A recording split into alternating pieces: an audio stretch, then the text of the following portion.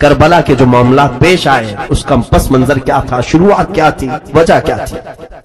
خلافت کے آپ نے چاروں دور سماعت کیے۔ رسول کریم صلی اللہ علیہ وسلم نے اپنے بعد یعنی حضور اکرم صلی اللہ علیہ وسلم کے بعد جو خلیفہ برحق ہوئے وہ سیدنا ابو بکر صدیق رضی اللہ تعالیٰ عنہ۔ آپ کی خلافت تقریباً 2.25 سال چلی۔ آپ کے بعد عمر ابن خطاب رضی اللہ تعالیٰ عنہ سارے صحابہ کے اتفاق سے خلیفہ بنائے گئے۔ آپ کی خلافت تقریباً 10 سال چلی۔ پھر تیسرے مقام پر حضرت عثمان ابن عفان رضی اللہ تعالیٰ عنہ صحابہ کے عظیم مشوروں سے انتخاب سے آپ کو خلیفہ بنایا گیا۔ آپ کی خلافت کا دور 12 سال چلا، اور پھر حضرت علی رضی اللہ تعالیٰ عنہ پر سارے صحابہ اتفاق کر کے بیعت کیے۔ آپ کی خلافت تقریباً 4 سال کے قریب چلی۔ یہ حساب آپ یاد رکھیں گے، میں نے جو سالوں کا ذکر کیا ہے یہ حساب یاد رکھیں۔ اس کی وجہ یہ ہے میرے آقا صلی اللہ علیہ وسلم نے فرمایا الخلافت بعدی 30 عاما، غیب نہ نبی نے اپنی زندگی میں ہی سب کچھ بیان کیا۔ فرمایا ہے میرے بعد خلافت 30 سال رہے گی، میرے بعد خلافت 30 سال رہے گی۔ حضور صلی اللہ علیہ وسلم نے فرمایا 30 سال خلافت رہے گی۔ اب اس اعتبار سے خلافت کسے کہتے ہیں اور بادشاہت کسے کہتے ہیں یہ بتا دوں۔ خلافت راشدہ اور خلفائے راشدین ہم جن کو کہتے ہیں وہ یہی 4 ہیں۔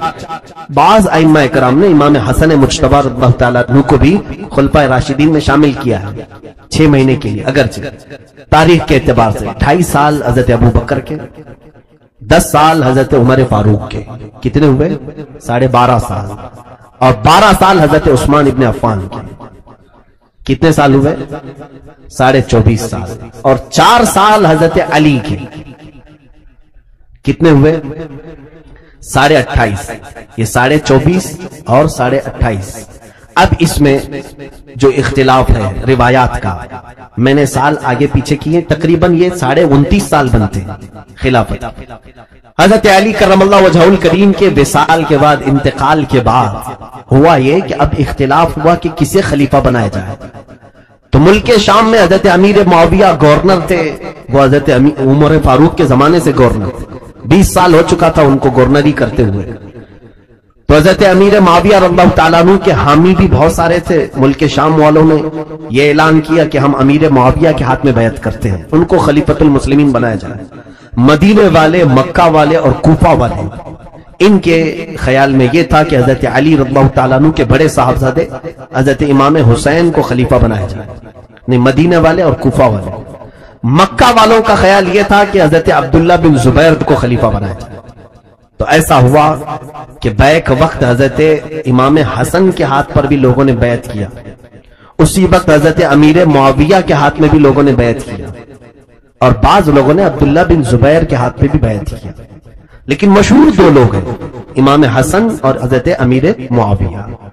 اب دیکھیں حضرت امام حسن رضی اللہ تعالیٰ عنہ کی خلافت کا اعلان ہو گیا، 29.5 سال ان کے ہو گئے، تقریباً 29 سال 4 مہینے۔ یہ چاروں خلفاء کا زمانہ کتنے سال گزرا؟ 29 سال اور 4 مہینے۔ تو یہاں سے حضرت امام حسن رضی اللہ تعالیٰ عنہ جیسی خلیفہ ہوئے، سارے لوگوں نے آپ کے ہاتھ پر بیعت کیا۔ آپ کے ہاتھ پر بیعت کرنے کے بعد امن و امان تھا، لیکن امام حسن رضی اللہ تعالیٰ عنہ یہ پسند نہیں کر رہے تھے کہ ایک میان میں 2 تلواریں ہوں۔ پوری امت کی باغ ڈور سنبھالنے کے لیے 2 خلیفہ مناسب نہیں، ایک ہی خلیفہ ہونا چاہیے۔ اور اس طرح سے حضور کی فرمائی ہوئی بشارت کو بھی انہوں نے پورا کیا۔ جب حضرت امام حسن چھوٹے تھے، میرے آقا صلی اللہ علیہ وسلم نے ان کو دیکھ کر کے مسکرایا اور فرمایا کہ میرا یہ شہزادہ 2 بڑی جماعتوں میں صلح کرائے گا۔ حضور نے فرمایا تھا، امام حسن کو دیکھ کر فرمایا تھا میرا یہ شہزادہ 2 بڑی جماعتوں میں صلح کروائے گا۔ امام حسن رضی اللہ تعالیٰ عنہ خود چل کر کے ملک شام آئے، دمشق میں آئے، حضرت امیر معاویہ سے بات چیت کی، کیونکہ وہ بھی خلیفہ ہونے کا اعلان کر چکے تھے، اور ادھر امام حسن کے ہاتھ پر بھی بیعت ہوئی تھی۔ آپسی ان لوگوں کی بات ہوئی اور طے ہوئے کچھ شرائط رکھے گئے۔ امام حسن رضی اللہ تعالیٰ عنہ نے اپنی خلافت سے دستبرداری کا اعلان کیا اور کہا میں اپنی خلافت سے دستبرداری کرتا ہوں اور امیر معاویہ کے حوالے کرتا ہوں۔ حضرت امام حسن اپنی خلافت کس کے حوالے کیے؟ امیر معاویہ رضی اللہ عنہ۔ جب آپ دستبرداری کا اعلان کیے اس وقت تقریباً آپ کی خلافت کو 8 مہینے گزر رہے تھے، بعض میں 6 مہینے گزرے تھے۔ اس اعتبار سے پورے کتنے سال ہوئے؟ 30 سال ہوئے۔ میرے آقا صلی اللہ علیہ وسلم نے فرمایا میرے بعد خلافت 30 سال رہے گی۔ تو خلافت کا لفظ جو ہے وہ ابو بکر، عمر، عثمان، علی رضی اللہ تعالیٰ عنہم اور امام حسن کی خلافت پر ہی کیا جاتا ہے۔ اس کے بعد حضرت امیر معاویہ اگرچہ وہ خلیفہ برحق رہے لیکن ملوکیت کا لفظ استعمال کیا جاتا ہے۔ آپ کی بھی خلافت کا دور لمبا چلا، تقریباً 20 سال تک۔ حضرت امیر معاویہ رضی اللہ تعالیٰ عنہ تقریباً 20 سال گورنر رہے، اور حضرت علی رضی اللہ تعالیٰ عنہ کی شہادت کے بعد حضرت امیر معاویہ کے ہاتھ پر سارے لوگوں نے بیعت کیا، اور پھر آپ اس طرح سے ملک شام ہی نہیں بلکہ پوری سلطنت اسلامیہ کے گورنر کہلائے۔ تقریباً 60 ہجری میں حضرت امیر معاویہ رضی اللہ تعالیٰ عنہ کا انتقال ہوا۔ 60 ہجری میں جب انتقال ہوا، 40 ہجری سے لے کر 60 ہجری تک 20 سال انہوں نے خلافت کی۔ اس اثنا میں کچھ جنگیں بھی ہوئی تھی، کچھ معاملات بھی ہوئے تھے، لیکن انہوں نے اہل بیت کا بڑا احترام بھی کیا۔ حسن مجتبی رضی اللہ تعالیٰ عنہ کو اور اہل بیت کو ماہانہ وظیفہ بھی جاری رکھا تھا۔ جب ان کا انتقال ہوا تو اب جو فتنہ شروع ہوا وہ سب سے بڑا فتنہ ہے۔ امیر معاویہ کے گھر میں ایک بیٹا پیدا ہوا تھا جس کا نام یزید ولید، پوری دنیا جس پر لعنت کرتی ہے۔ وہ صحابی رسول کا بیٹا ہے، کاتب قرآن کا بیٹا ہے۔ رسول کریم صلی اللہ تعالیٰ علیہ وسلم کے رشتے میں حضرت امیر معاویہ سالے لگتے تھے، لیکن برا ہو اسلام میں اس چیز کو نہیں دیکھا گیا ہے کہ کس کا بیٹا ہے اور کس کا باپ ہے، بلکہ اسلام میں یہ دیکھا ہے کہ اس کا عمل کیا ہے۔ یزید بڑا ہوا، جوان ہوا، اور امیر معاویہ رضی اللہ تعالیٰ عنہ کے نقش قدم پر چل نہیں سکا۔ وہ جوان تھا، امیر معاویہ کے انتقال کے فوراً بعد ہی اس نے سارے لوگوں کو ملک شام کے جمع کیے، کیونکہ 40 سال ان کے باپ جب وہاں پر حکومت کر چکے ہیں تو اکثر لوگ ان کے حامی تو تھے ہی، وہاں پر ان کے بولی بولنے والے تھے۔ اس نے اعلان کیا اور اپنی خلافت کا اعلان کر دیا، جگہ جگہ خط لکھا، کوفہ، بصرہ، مکہ، مدینہ، سب جگہ، اور اپنی بیعت لینے کا اعلان کر دیا کہ جہاں جہاں جو لوگ ہیں وہ یزید کو امیر المومنین تسلیم کریں۔ پوری دنیا اس وقت جانتی تھی، یزید کے حرکتوں سے لوگ واقف تھے، ایسا نہیں کہ ڈھکی چھپی باتیں تھی۔ یزید جیسے ہی خلیفہ بنا، حضرت عبداللہ بن خالد بن ولید رضی اللہ تعالیٰ عنہ یہ فرماتے ہیں کہ ہم نے یزید پر حملہ کیا جب تک کہ ہم کو یہ یقین نہیں ہو گیا کہ اگر یزید کا ساتھ دیتے رہیں گے تو عنقریب پتھروں کی آسمان سے بارش نہ ہو جائے، اللہ کا عذاب نہ آ جائے، کیونکہ اس نے ایسے حالات ملک شام میں بنائے تھے کہ لوگ اپنی بہنوں اور ماؤں سے نکاح کرنے لگ گئے تھے، اسلام کی دھجیاں اڑا دی تھی، کھلے عام شراب پی جا رہی تھی، جبکہ اسلام کا وہ ماضی جو خلفائے راشدین کے زمانے میں تھا، شراب کی ایک بوتل کی سپلائی پر بھی لوگ کانپتے تھے، اگر کہیں سے کسی کے ہاتھ میں آ جائے، کوڑے کے ڈر، درے کے ڈر اور خوف سے لوگ تو کانپتے تھے۔ یزید نے ان چیزوں کو عام کر رکھا تھا، فسق و فجور کا بادشاہ تھا، دن بھر حتیٰ کہ نمازوں سے اس کا کوئی شغف نہیں تھا، اس کا رہن سہن بھی ایسا تھا، کھانے کا ایسا شوقین کہ ہر دن الگ الگ جانور ذبح کرے ہیں، اور جو کھیل کود میں اسے پسند تھا وہ بندروں کا کھیل، کہ بندروں کو پال کر رکھا تھا، انہیں نچانا، انہیں کودانا، اور پھر مرغوں کی لڑائی، یہ اسے زیادہ عزیز تھی۔ آج بھی بہت سارے ایسے یزید ہوں گے جو جانوروں کو لڑاتے ہیں اور مزے لیتے ہیں، یزید کی حرکتوں میں سے دن پورا اسی میں گزرتا تھا، خوبصورت لڑکیوں کو لا کر کے دربار خلافت میں نچوانا، مجرے کروانا، جسموں کی نمائش کروانا، یزید کے دربار میں یہ عام چل رہا تھا۔ بتاؤ جب اچانک اسلام کا خلیفہ ایسا آج شخص بن جائے تو صحابہ تو اس وقت موجود تھے جنہوں نے رسول اللہ کو دیکھا، ابو بکر، عمر، عثمان و علی جیسے خلیفاؤں کو دیکھا، کیا وہ ایسے بدکار شخص کے ہاتھ میں ہاتھ دے دیں گے؟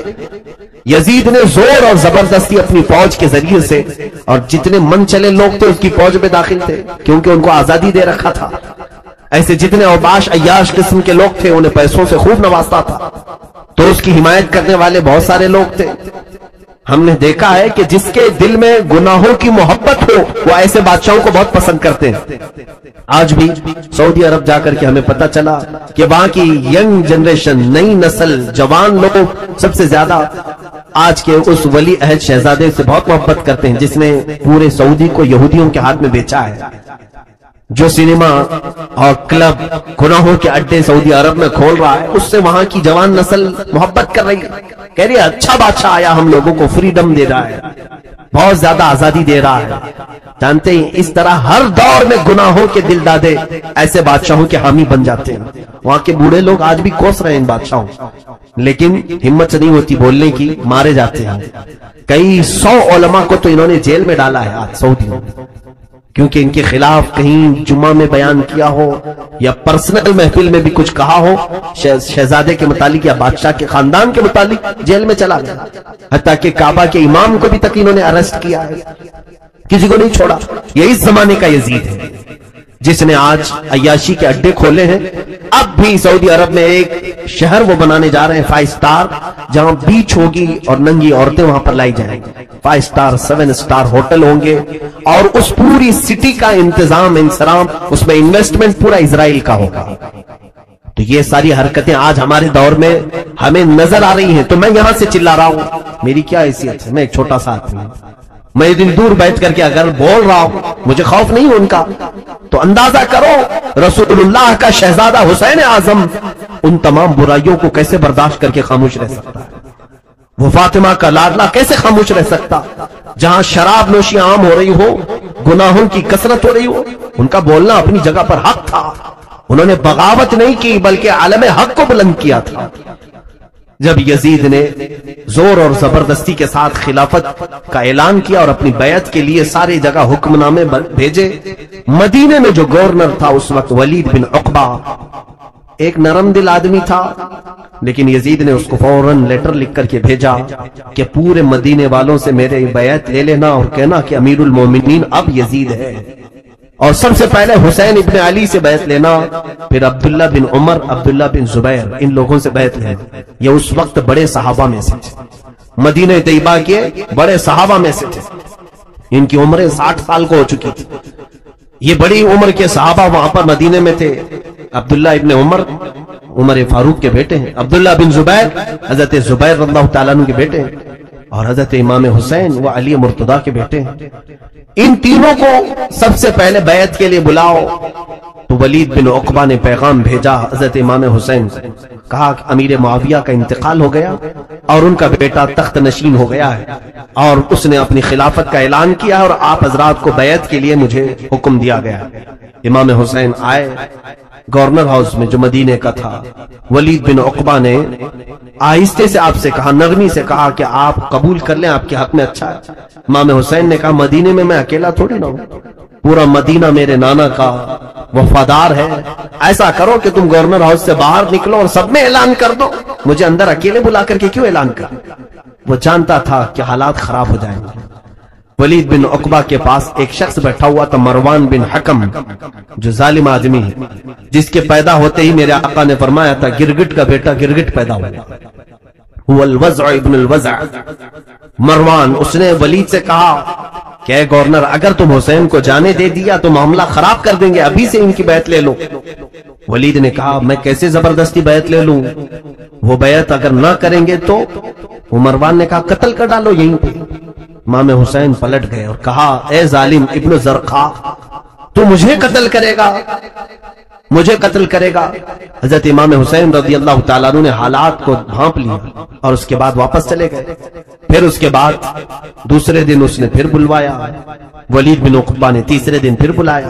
امام حسین نے دیکھا، ولید بن عقبہ معذرت کرنے لگا کہ اے امام حسین، آپ یا تو یزید کی بیعت قبول کر لیں یا تو پھر کوئی اور راستہ اختیار کریں، مجھے مجبور کیا جا رہا ہے، میں گورنر ہوں مدینے کا، میں نہیں چاہتا کہ آپ کے ساتھ میں کچھ بدتمیزی کروں، آپ رسول اللہ کے گھر والے۔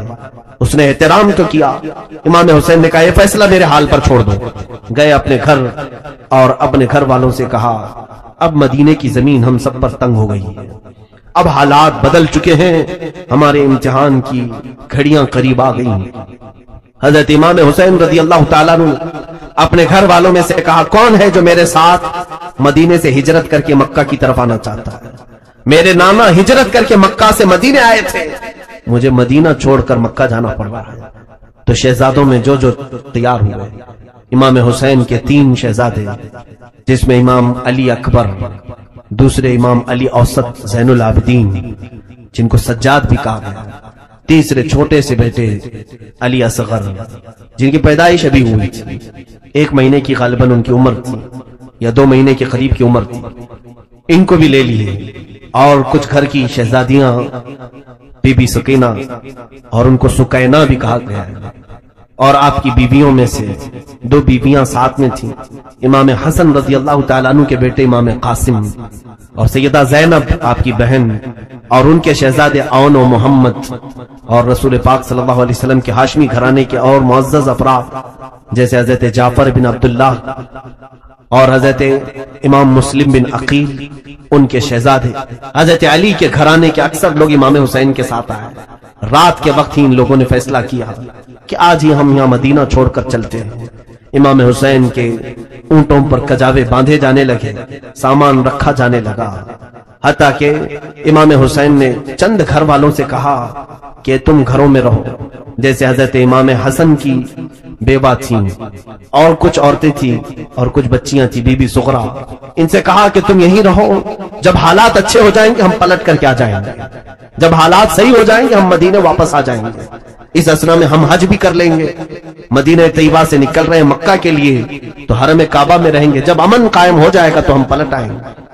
یہ کہہ کر کے وہ نکلے، لیکن مدینے والوں کو یہ کیا خبر تھی کہ رسول اللہ کا یہ نوجوان ہمیشہ کے لیے مدینہ چھوڑ کر جا رہا ہے۔ آج جب اونٹوں پر سامان کسے گئے، سب سے پہلے میرے آقا رسول کریم صلی اللہ تعالی علیہ وسلم کے دربار رسالت میں امام حسین کا یہ قافلہ حاضر ہوا۔ حسین اعظم رضی اللہ تعالیٰ عنہ کی عمر مبارک اس وقت تقریباً 60 سال کی تھی، بعض روایات میں ہے کہ 55 سال کی عمر آپ کی تھی۔ بہرحال اس عمر پاک میں جب آپ اپنے گھرانے کو لے کر حضور کے دربار میں حاضر آئے، قبر انور کے پاس کھڑے ہوئے تو بے اختیار آنسو نکل پڑے اور میرے آقا صلی اللہ تعالی علیہ وسلم سے فریاد کرنے لگے، کہا یا رسول اللہ صلی اللہ علیہ وسلم، آپ کا یہ وہی مدینہ ہے جہاں سے ہم گزرتے تھے تو لوگ ہمیں سلام کیا کرتے تھے، آپ کے کندھوں کی سواری اس شہر کی ہماری یادگار تھی، یا رسول اللہ صلی اللہ تعالی علیہ وسلم، آپ کا وہ حسین جس کو آپ نے کبھی دل آزاری کے لیے پسند نہیں کیا، کبھی میرے مولا نے میرا دل آزاری کو پسند نہیں کیا، وہ حسین کے لیے آج مدینہ تنگ ہے، ظالم یہ چاہتے ہیں کہ میں ان کے ہاتھ پر بیعت کر لوں اور آپ کی شریعت کو بیچ ڈالوں، آپ کے دین کا سودا کر لوں۔ اے میرے نانا جان، اگر اختیار میں ہوتا تو میں مدینے کو ترک کر کے کبھی نہیں جاتا۔ اے مسلمانوں سوچو تو ذرا صحیح، آج ہم ہندوستان کے ہیں، 8 دن مدینے کی زیارت کا موقع ملتا ہے اگر عمرے میں یا حج میں، وہاں سے چھوڑ کر کے آنے کے وقت ہماری کیفیت غیر ہو جاتی ہے۔ میرے اللہ، ہم مدینے سے کیوں آ گئے؟ روح کی تسکین وہیں رہ گئی۔ ہمارے تو حال یہ ہوتے ہیں، طیبہ سے نکلنا کسی عاشق سے پوچھئے، ایسا لگے کہ روح بدن سے نکل گئی۔ جب مسلمانان عالم آج میرے مصطفیٰ کے مدینے کو چھوڑنا گوارا نہیں کرتے، جن کا بچپن وہاں گزرا، جن کی پیدائش اس مدینے میں ہوئی، جن کا سارا گھرانہ اسی مدینے میں تھا، انہیں اب زندگی کے آخری مقام پر مدینہ چھوڑنا پڑ رہا ہے۔ کیا گزرا ہوگا اس وقت میرے آقا صلی اللہ تعالی علیہ وسلم کے قلب پر قبر انور میں؟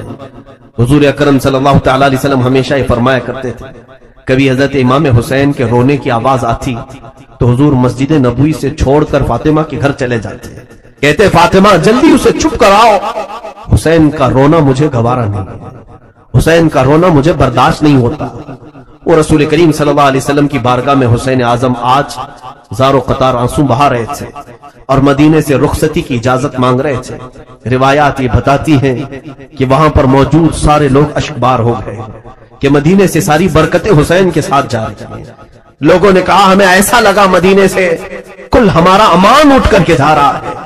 میرے آقا کے روضہ اطہر کی حاضری کے بعد امام حسین جنت البقیع آئے، سیدہ کائنات فاطمہ الزہرا کے سرہانے کے پاس کھڑے ہوئے اور اپنی ماں کو یاد کرتے ہوئے رونے لگے، کہا کہ اے ماں، آپ کی زندگی بھر آپ کا یہ حسین آپ کی قبر سے کبھی دور نہیں رہا، مدینے سے کبھی دور امام حسین گئے نہیں تھے، بلکہ جس دن وفات ہوئی تھی فاطمہ الزہرا کی، اس دن بھی وہ سب سے زیادہ اگر کوئی کام کر رہی تھی تو حسن و حسین کو نہلانے کا کام، پہنانے کا کام، ان کے کپڑے طے کرنے کا کام کر رہی تھی۔ امام علی مرتضیٰ فرماتے ہیں فاطمہ کو سب سے زیادہ فکر حسین کی ہوا کرتی تھی کہ ان کا بچپنا تھا. آج وہ اپنی ماں سے اجازت طلب کر رہے تھے کہ یزید نے اپنے دور ظلم میں خلافت کے بہانے اچھوں کو اپنے نرغے میں لینے کا اعلان کیا ہے. حضرت بی بی فاطمہ الزہرا کی قبر پاک کے پاس زارو قطار روئے اور یہ خاندان اہل بیت کا قافلہ نکلا مکہ مکرمہ کی طرف خراما خراما چلا. یقیناً وہ مدینہ طیبہ کو آخری مرتبہ انہوں نے دیکھا تھا.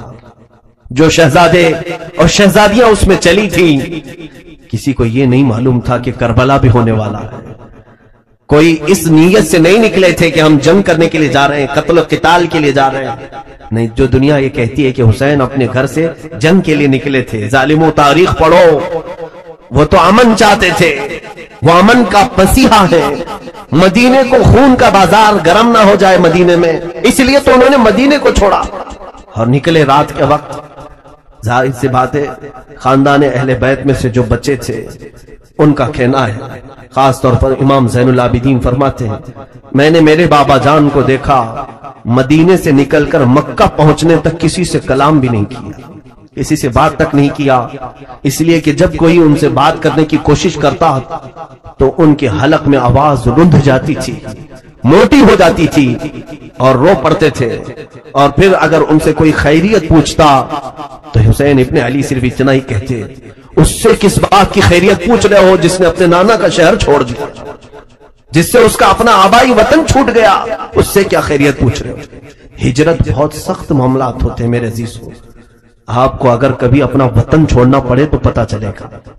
اپنے ماں باپ, اپنے رشتہ دار, اپنے اعزا اقربا چھوڑ کر کے آنا ہو, آنکھوں میں برسوں تک کی تصویریں نہیں جاتی.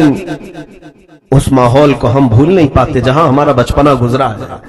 عزیزان گرامی, حسین ابن علی رضی اللہ تعالیٰ مکہ مکرمہ پہنچے تو آپ کا شاندار استقبال بھی ہوا. حضرت عبداللہ بن زبیر رضی اللہ تعالیٰ عنہ بھی وہاں تھے, پہنچے ہوئے تھے. سبوں نے آپ کا استقبال کیا اور مدینہ طیبہ سے آنے کے بعد سب لوگوں نے کہا مبارک ہو آپ کو, مکہ مکرمہ امن کی جگہ ہے, یہاں جنگ نہیں ہو سکتی. مکہ حرم ہے, وہاں تو چونٹیوں کو مارنا جائز نہیں, انسانوں کی بات دور کی, قتل و قتال حرم میں جائز نہیں. مولا حسین حرم کعبہ میں داخل ہوئے. یہ رمضان سے پہلے کی بات تھی, تقریباً شعبان. آپ کی سواری مکہ میں داخل ہوئی, پورا رمضان المبارک آپ خانہ کعبہ میں رہے, حرم کعبہ میں رہے. رمضان کے بعد شوال جیسی آیا, اب کچھ حالات ایسے ہوئے کہ یزید نے اپنے خلفاء کو, اپنے گورنروں کو, اپنے عمرہ کو ہر جگہ پھیلا رکھا تھا. لیکن کوفہ ایک شہر ایسا تھا, کوفہ کی تھوڑی سی تاریخ میں آپ کو بتا دوں. کوفہ یہ 16 ہجری میں حضرت عمر فاروق رضی اللہ تعالیٰ عنہ کی خلافت کے زمانے میں بسایا گیا. شروع سے ہی یہاں پر حضرت علی کے چاہنے والوں کی کثرت تھی. مولا علی شیر خدا رضی اللہ تعالیٰ عنہ سے محبت کرنے والے بہت زیادہ تھے, اسی لیے حضرت علی نے بھی خلافت کو مدینے سے اٹھا کر کے کوفہ پہنچایا. اور حضرت علی کے زمانے میں دارالخلافہ, خلافت ہاؤس کوفہ میں ہی رہا. آپ کے انتقال کے بعد امام حسن رضی اللہ تعالیٰ عنہ بھی کافی دن کوفہ میں رہے, اور پھر آپ کو کوفہ والوں نے ہی زہر دے کر کے قتل کیا. حسن مجتبی رضی اللہ تعالیٰ عنہ امام حسین کے بڑے بھائی, زہر دے کر کے ان کا قتل کیا گیا. امام حسن رضی اللہ تعالیٰ عنہ کے ساتھ بھی اور حضرت علی کے ساتھ بھی غلط ہوا تھا کوفہ میں, لیکن وہاں کے لوگ اب بھی اسی بات کے قائل تھے کہ ہم اہل بیت کے ساتھ ہیں, رسول اللہ کے گھر والوں کے ساتھ. جب کوفہ والوں کو یہ معلوم ہوا کہ یزید خلیفہ بن چکا ہے, امیر معاویہ کا انتقال ہوا, تو وہ لوگ امیر معاویہ کو بھی پسند نہیں کرتے تھے. اب یزید بیٹھ گیا تو اور دشمنی میں جلنے لگے. کہا کہ ہم امیہ خاندان کو ہی نہیں پسند کرتے, خلافت کے حقدار تو علی کے گھر والے ہیں. حسین ابن علی کو چاہیے کہ وہ خلافت کا اعلان کرے, اپنے خلیفہ ہونے کا اعلان کرے. تو کوفہ والوں میں آپس میں یہ میٹنگیں ہونے لگی, ہم تو یزید کو خلیفہ نہیں مانیں. تو ان لوگوں کا کہنا اپنی جگہ پر صحیح تھا, یزید کو کیسے خلیفہ بانے. اس وقت نعمان بن بشیر وہاں کے گورنر تھے, صحابی رسول ہیں. نعمان بن بشیر یزید کے گورنر بن کر کے تھے. تو کوفہ والوں کا ایسا سلوک تھا کہ نعمان بن بشیر کے پیچھے بھی نماز نہیں پڑھتے تھے کہ یزید کا گورنر ہے, نہ عید پڑھنے کے لیے جاتے.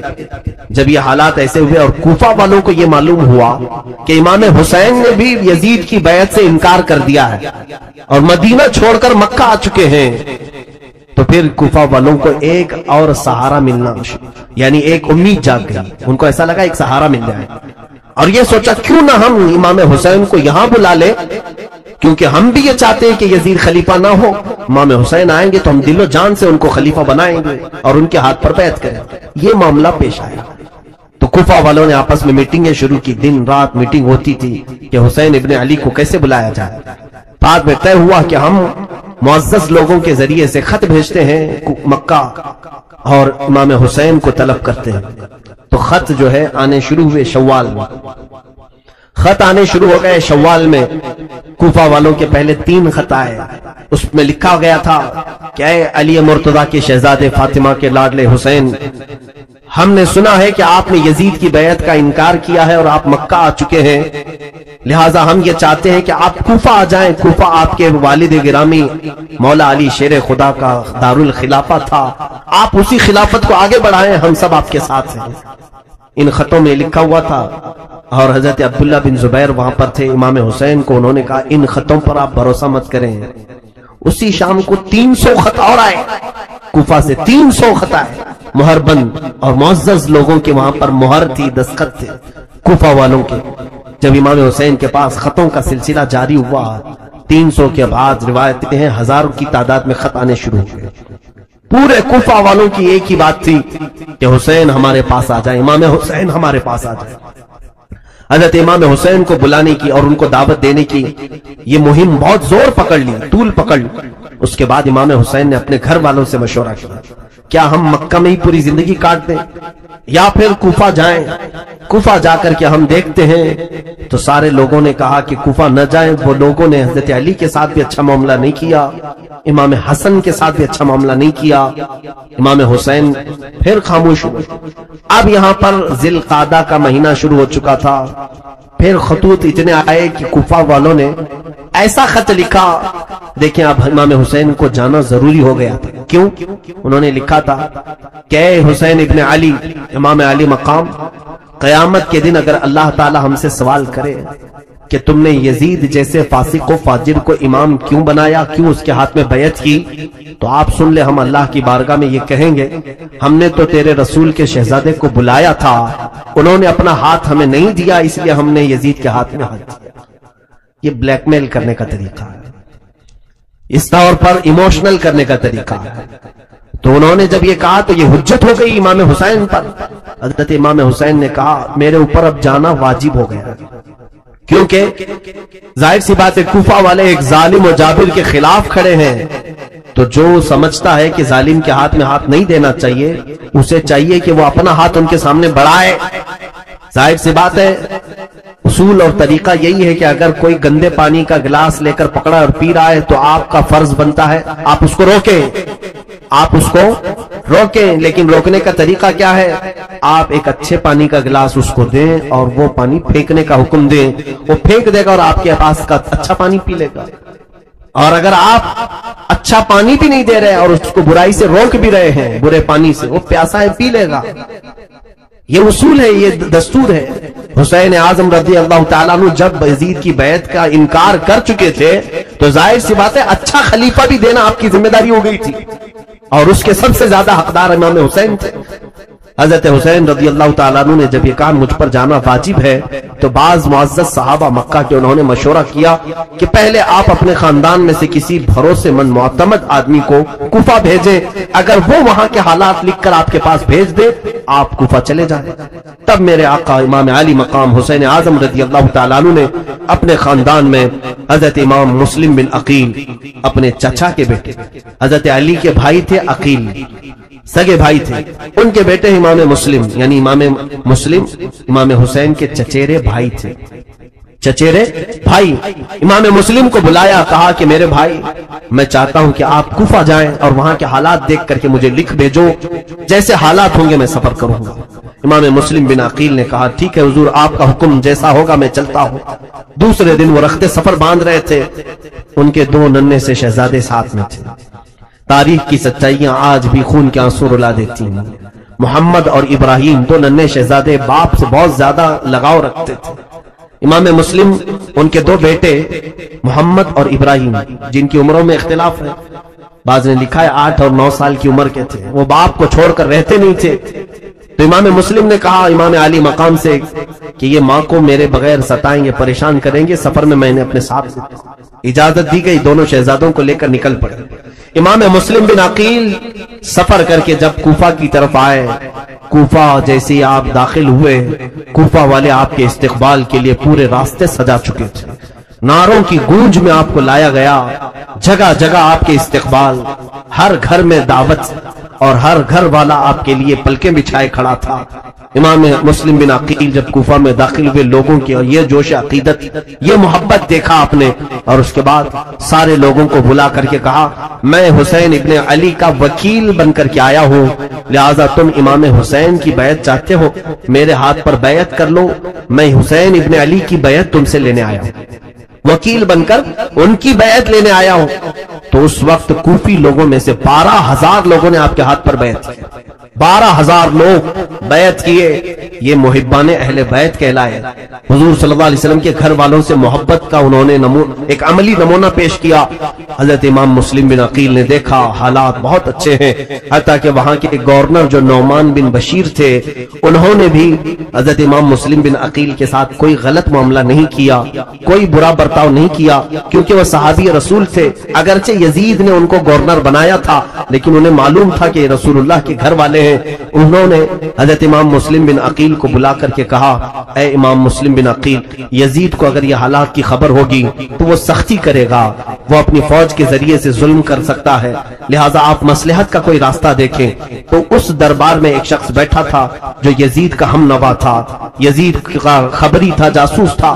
اس نے نعمان بن بشیر کے خلاف یزید کو خط لکھا، کہا تمہارا گورنر نااہل ہے، یہاں حسین کی طرف سے وکیل بن کر کے مسلم بن عقیل آئے ہیں، پورے کوفہ کا ماحول تمہارے خلاف گرم ہو چکا ہے، سارے لوگوں نے حسین کی بیعت کر لی۔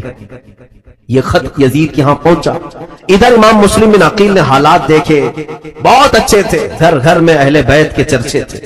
امام مسلم بن عقیل نے اسی دن خط لکھا مکہ اور روانہ کر دیا۔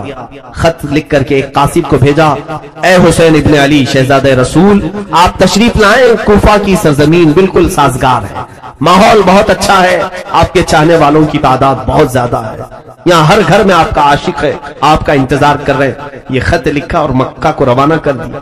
دوسرے ہی دن ادھر یزید نے اپنی میٹنگ بلائی اور کہا کوفہ کا ماحول ہمارے خلاف ہو چکا ہے، کوفہ میں حسین کی بیعت چل رہی ہے، کوفہ میں مسلم بن عقیل آ کر کے حسین کا وکیل بن کر کے بیعت لے رہا ہے۔ اس خبر کے بعد اس نے پوچھا کہ کیا کرنا چاہیے۔ وہاں بیٹھے ہوئے لوگوں نے مشورہ دے کر کے کہا وہاں کے گورنر نعمان بن بشیر کو ہٹاؤ اور کسی سخت قسم کے گورنر کو نافذ کرو۔ تو لوگوں نے مشورتاً کئی نام پیش کیے، اس میں ایک نام آیا عبید اللہ بن زیاد کا، جس کو ابن زیاد کہہ رہے ہیں، یہ بصرہ کا گورنر تھا۔ اس کے متعلق لوگوں کا خیال یہ تھا کہ اتنا سخت دل تھا، یہ کسی کی رعایت نہیں کرتا تھا، اور ایک طوائف کا بیٹا تھا۔ یہ اور بات ہے کہ اسلام لایا، بعد میں اسلام میں آیا، لیکن دل کی سختی ویسی۔ ایک بات یاد رکھے، میں نے کافی دن قبل یہ بات عرض کی تھی، حلالی اور حرامی ہونے کا ثبوت اسی سے ملتا ہے، جو بزرگوں کے متعلق ادب کا لہجہ رکھتا ہے اس کے حلال ہونے کا ثبوت ہے، اور جو بزرگوں کے خلاف بکتا ہے یا بے ادبی کا اظہار کرتا ہے اس کے نطفے میں شک ہوتا ہے، وہ صحیح طریقے سے دنیا میں نہیں آیا۔ بہرحال عبید اللہ بن زیاد سخت قسم کا گورنر تھا۔ یزید نے اسے پیغام بھیجا کہ تو بصرہ چھوڑ اور کوفہ کی گورنری لے، نعمان بن بشیر کو معزول کر اور تو وہاں کی گورنری کو سنبھال، اور مسلم بن عقیل کے ہاتھ میں جتنوں نے بیعت کیا اس ماحول کو پورا بدل ڈال، میری بیعت لے لے سب کے ساتھ۔ تو یہ عبید اللہ بن زیاد کو حالات معلوم ہو گئے کوفہ کے، یہ اپنے ساتھ 20-25 لوگوں کو لے کر بصرہ سے نکل کر کوفہ آیا۔ مغرب اور عشاء کا وقت تھا، بیچ کے رات کے وقت مدینے سے آنے والا جو راستہ تھا، مکہ سے آنے والا جو راستہ تھا، اس راستے سے یہ کوفہ میں داخل ہوا۔ لوگوں کو ایسا لگا کہ امام حسین آ گئے، امام حسین آنے والے تھے کیونکہ خط بھی جا چکا تھا۔ امام مسلم بن عقیل نے بلا بھی لیا تھا امام حسین کو، تو لوگوں کو لگا کہ امام حسین آ گئے، اور یہ حجازی لباس بھی پہن کر کے عبید اللہ بن زیاد مکار، دھوکہ دینے کے لیے، اس لیے کہ اگر یہ کھلے عام آتا تو اس کو پکڑ کے مارتے، لوگ داخل ہونے نہیں دیتے کوفہ میں۔ پورے کوفہ والے اس وقت امام حسین کی محبت میں تھے، تو یہ اس طرح جھوٹ کے راستے سے داخل ہوا اور سیدھے گورنر ہاؤس میں داخل ہوا۔ اندر جا کر کے لوگوں کی بھیڑ تھی، یہ چہرے پر نقاب ڈالے ہوئے چلا جا رہا تھا، اونٹ پر بیٹھا تھا، لوگ نعرے لگا رہے تھے امام حسین ابن علی کے، لیکن یہ مردود کسی کو جواب نہیں دیتا تھا۔ بھیڑ بہت اکٹھا ہو گئی، گورنر ہاؤس میں اندر داخل ہو کر چھت پر کھڑا ہوا اور اس نے اعلان کیا، اے لوگوں، میں حسین نہیں ہوں، میں امیر عبید اللہ بن زیاد یزید کا گورنر بن کر کے آیا ہوں، اور تمہارا پرانا جو گورنر تھا نعمان بن بشیر، اسے معزول کیا جاتا ہے۔ اتنا سننے کے بعد لوگ بپھر گئے، مایوس ہو گئے کہ اب گورنر بھی بدلا ہے، کچھ تو نیت خراب ہے، اور اس کی سختیاں لوگوں کو معلوم تھی، یہ جبر کرتا تھا، ظلم کرتا تھا، کسی کو اپنے سامنے کوئی رعایت نہیں دیتا تھا۔ تو عبید اللہ بن زیاد نے سب سے پہلے کیا کیا، اس نے دیکھا کہ کوفہ میں جو کسی خاندان کا سردار تھا، قبیلے کا بڑا آدمی تھا، دوسرے دن سب کو بلایا اور بلا کر کے ایک بہت زوردار تقریر کیا، خبردار جتنے لوگوں نے مسلم بن عقیل کے ہاتھ میں بیعت کی سب توڑ دو، میں یزید کی طرف سے گورنر بن کر کے آیا ہوں، اور اگر تم نے ایسا نہیں کیا تو تمہارے ساتھ میری تلوار کا مقابلہ ہو۔ سبوں نے جواب دیا کہ اے ابن زیاد، اگر تو نے تلوار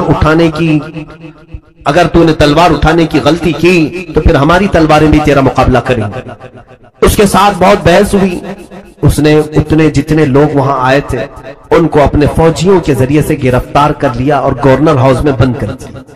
حضرت مسلم بن عقیل رضی اللہ تعالیٰ مختار بن عبید ان کے گھر میں قیام پذیر تھے، اور ان کے بعد پھر حضرت ہانی بن عروہ ایک صحابی تھے، ان کے گھر میں آپ قیام کر رہے تھے۔ ہانی بن عروہ ایک بڑی عمر کے معزز خاندان سے تعلق رکھنے والے بنی مزعج قبیلے کے شخص تھے، سردار تھے۔ ہانی بن عروہ نے کسی کو نہیں بتایا کہ امام مسلم بن عقیل وہاں ہیں۔ امام مسلم کے ساتھ اب حالات کیا ہوئے دیکھیے۔ دوسرے دن امام مسلم بن عقیل نے پورے کوفہ والوں کا آواز دی، کہا کہ اے کوفہ والوں چلو اور گورنر ہاؤس کا گھیراؤ کرتے ہیں۔ اس وقت آپ کی آواز پر 30,000 لوگ جمع ہوئے، اور عبید اللہ بن زیاد گورنر ہاؤس میں ہے، پورا گورنر ہاؤس گھیراؤ کیا۔ امام مسلم بن عقیل اگر صرف ایک اعلان کرتے تو اینٹ سے اینٹ بجا دیتے، اسی دن اس کا خاتمہ ہوتا، لیکن یہ اہل بیت کا گھرانہ ہے، خون پسند نہیں کرتے، اور خاص طور پر مسلمانوں میں کیسے پسند کریں۔ امام مسلم بن عقیل نے سوچا کہ بات چیت سے معاملہ حل کروں گا۔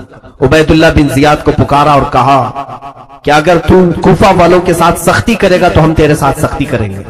اس نے ماحول کو گرم دیکھ کر کے کیا کیا، جتنے وہ سرداروں کو نظر بند کر کے رکھا تھا ان کو گورنر ہاؤس میں پھر سے طلب کیا اور کہا جتنے تمہارے خاندان والے گھروں والے یہ آئے ہیں مسلم بن عقیل کے ساتھ، چھت پر چڑھ کر کے انہیں اعلان کر دو کہ سب مسلم کی سے الگ ہو جائیں، نہیں تو پھر تمہارے خاندانوں کو بھی میں تباہ کر دوں گا اور تمہاری گردنوں کو بھی صحیح نہیں چھوڑوں گا۔ ان پر یہ بات اثر کر گئی، وہ سب کھڑے ہوئے، ان کے خاندانوں والے بہت سارے تھے مسلم بن عقیل کے ساتھ، تو سبوں نے چھت پر کھڑے ہو کر کے کہا کہ اے لوگوں، اگر ہماری جان کی امان چاہتے ہو تو چھوڑ کے ہٹ جاؤ، امام مسلم بن عقیل کے سے ہٹ جاؤ، یہ عبید اللہ بن زیاد اور یزید بہت سخت ہیں، تمہیں بھی مار ڈالیں گے، ہمیں بھی مار ڈالیں گے۔ ان لوگوں کو جب چھت پر چڑھے ہوئے دیکھا تو سب کی نیتیں بدل گئیں، ارادے بدل گئے، سب منتشر ہو گئے، یہاں تک کہ روایت میں امام مسلم بن عقیل اس دن شام میں جب مغرب کی نماز اور عشاء کی نماز کوفہ کی جامع مسجد میں پڑھانے کے لیے تھے تو تقریباً 12,000 لوگ آپ کے پیچھے نماز پڑھ رہے تھے، 12,000 لوگ نماز پڑھ رہے تھے۔ پھر فجر میں جب آپ وہاں نماز کے لیے تھے تو سوائے آپ کے 2 چھوٹے بچوں کے کوئی نہیں تھا، صف میں پوری صفوں میں کوئی نہیں تھا۔ کوفہ والے اچانک تبدیل ہو گئے، اسی لیے آج تک کوفہ کا نام اتنا بدنام ہے کہ دھوکہ دینے والے کو کوفی کہا جاتا ہے، غدار آدمی کو کوفی کہا جاتا ہے۔ کوفہ والوں نے رسول اللہ کے گھر والوں کو اچانک چھوڑ دیا بیچ راستے۔ امام مسلم بن عقیل نے کہا ہے محرومی اس حالت میں ان لوگوں نے لایا، وہ کہاں ہے وہ نعرے، وہ کہاں ہے وہ خطوط جو لکھے جا رہے تھے۔ امام مسلم بن عقیل نے حالات کا مشاہدہ کیا اور ہانی بن عروہ کے گھر میں نظر بند ہو گئے۔ اب عبید اللہ بن زیاد نے تلاش جاری کروا دی کہ ڈھونڈ کر کے لاؤ کہ مسلم بن عقیل ہے کہاں، کسی کو نہیں مل رہے تھے۔ ایک جاسوس معقل نام کا غلام تھا، شامی غلام، اس کو کچھ پیسے دے کر کے اس نے جاسوسی کے ساتھ ڈھونڈنا شروع کیا۔ اس نے ایک معزز شخص کو پکڑا اور کہا کہ میں اہل بیت کا سچا عاشق ہوں، سنا ہے امام مسلم بن عقیل کوفہ میں ہیں، میں ان کو کچھ ہدیہ دینے کے لیے آیا ہوں، میں مدینے سے آیا ہوں۔ تو انہوں نے خیر خواہ سمجھا اور وہ لے جا کر کے ہانی بن عروہ کے گھر اس سے پہنچایا۔ وہ ماقل نام کا غلام ہانی بن عروہ کے گھر گیا. حضرت ہانی بن عروہ نے پوچھا کہ کیوں آئے ہو؟ وہ روتے دھوتے کہنے لگا سنا امام مسلم بن عقیل بڑی تکلیفوں میں آ گئے، میں اہل بیت کا بڑا عاشق ہوں، میں ان کو کچھ نذرانے دینے آیا ہوں، کچھ سنے کے سکے اشرفیاں لے کر کے آیا تھا. ہانی بن عروہ نے اس کو بھی محب اہل بیت سمجھ کر اندر لے گئے، خاص کمرے میں امام مسلم بن عقیل سے ملاقات کروائی. علم نہیں ہوگا کون بتائے، لیکن جب وہاں پہنچے سلام کیا تو اس نے جواب نہیں دیا. ہانی بن عروہ کو سیدھے اس نے چلانا شروع کیا جبکہ وہ صحابی تھے. ہانی بن عروہ کیا تجھے معلوم نہیں کہ تو امیر المومنین کے خلاف بغاوت چھیڑ رکھا ہے؟ تو اپنے گھر میں ایک باغی شخص کو پناہ دے رکھا ہے اور وہاں پر میٹنگیں کرتا ہے، لوگوں کو اکٹھا کرتا ہے ہمارے خلاف لڑنے کے لیے، طاقت جمع کر رہا ہے. وہ بکتا گیا.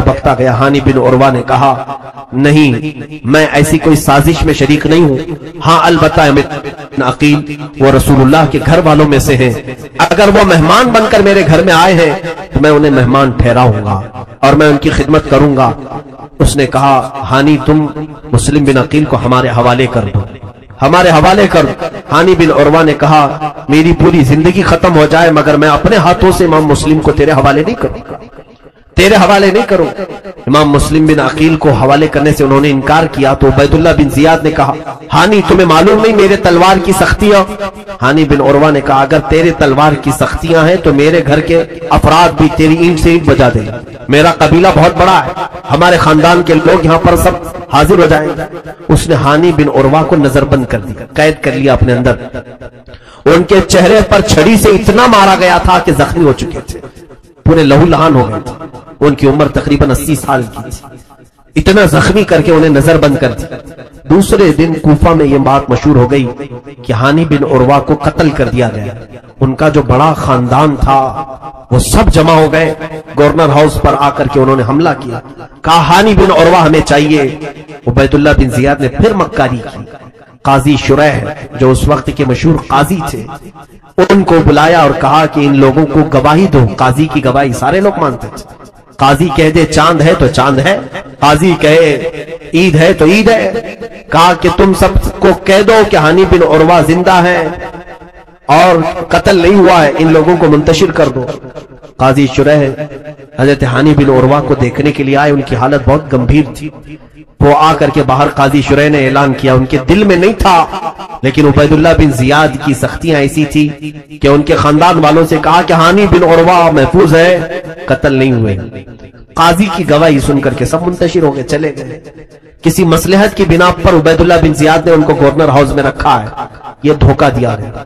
اب ہوا یہ امام مسلم بن عقیل کو جب خبر ہوئی کہ ہانی بن عروہ کو اس نے گرفتار کیا ہے اور حالات بہت خراب ہوتے جا رہے ہیں، دوسرے ہی دن اس نے اپنے مکر کو ایسا کیا کہ وہ قبیلہ بنی مزعج کے لوگ سب منتشر ہوئے تو تقریباً کوفہ کے بڑے خاندانوں کے بڑے 12 لوگوں کی گردنیں کاٹ کر ان کے گھروں کے پاس پھینک دی. پورا کوفہ سہم گیا، ڈر گیا. بڑے بڑے لوگوں کی گردنیں پڑی ہوئی ہیں نالیوں میں، گٹروں میں. خوف کا ماحول قائم کیا، یہ ڈر کا ماحول قائم کیا. سب گھروں میں دبک گئے، گھروں کے دروازے بند تھے، مارکیٹ بند تھی، چکے بند کر کہیں یہ ہمارے گھر میں آئے تو آفت نہ آ جائے، ابن زیاد کی سختیاں ہمارے ساتھ نہ آ جائے. میرے عزیزو دنیا اتنی تیزی سے بدلتی ہے، بولا نہیں جا سکتا.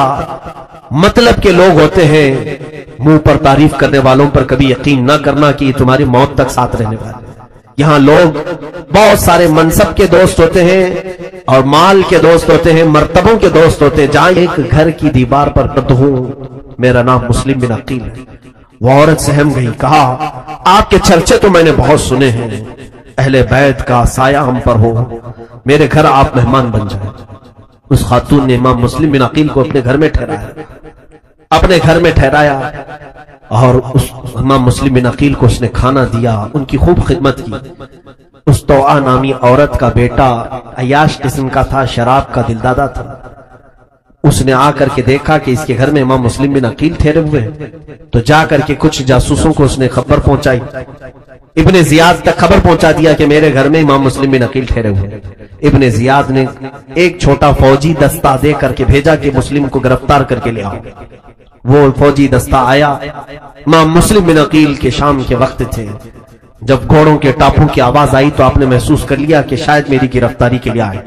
آپ تلوار اٹھائے اور باہر نکلے اور ان سے مقابلہ کرنے لگے. محمد بن اشعث نام کا ایک شخص تھا جس نے سب سے پہلے آپ پر تلوار ماری، آپ کے چہرے پر، جس کی وجہ سے آپ کا سامنے کا ہونٹ کٹ کر گر گیا.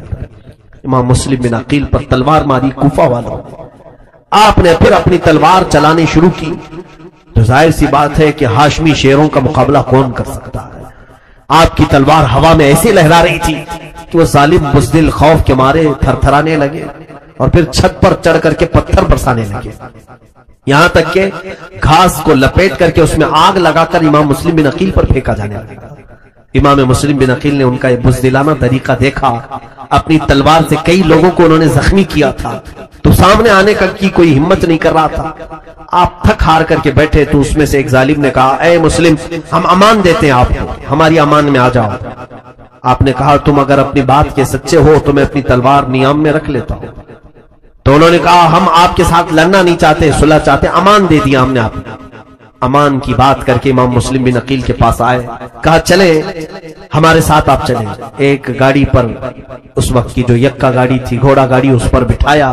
امام مسلم بن عقیل سے کہا، دوستی میں محبت میں باتیں کرتے کرتے ان کے نیام سے تلوار کو چھین لی.